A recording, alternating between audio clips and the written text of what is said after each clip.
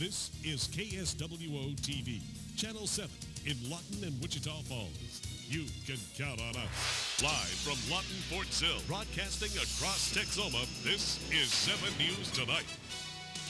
It's a celebration tonight in the fight against a deadly disease. The annual Multiple Sclerosis Victory Banquet was this evening in Lawton. Now, those diagnosed with MS, along with volunteers and walkers in the annual Lawton Walk, came to hear about the success. This year's walk raised more than $30,000.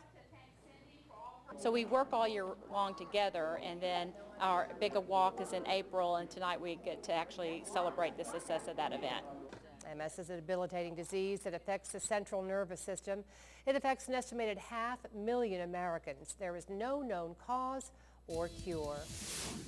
7 News Nightside reporter Dan Breitwieser talked with a local hero for the MS Society, Denise Trimpa. She has raised more than $100,000 over the years in the fight against MS. And Dan, what is her inspiration?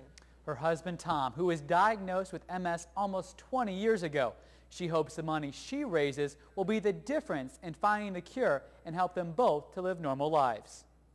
Lawton Walk, she has now raised over $100,000 for the Oklahoma South. Denise Trimpa is the first person in Oklahoma to accomplish that feat. But it's just a small victory in a much larger battle. We will see a cure in our lifetime, but they can't do it without money, research, lots of time, and it takes us to get out there and raise money. And I think it just takes people to ask for a little bit of money. And that's what I'm doing. In the beginning, she started off small. The first year, it was just like, okay, we're having an MS walk. I have to give $50.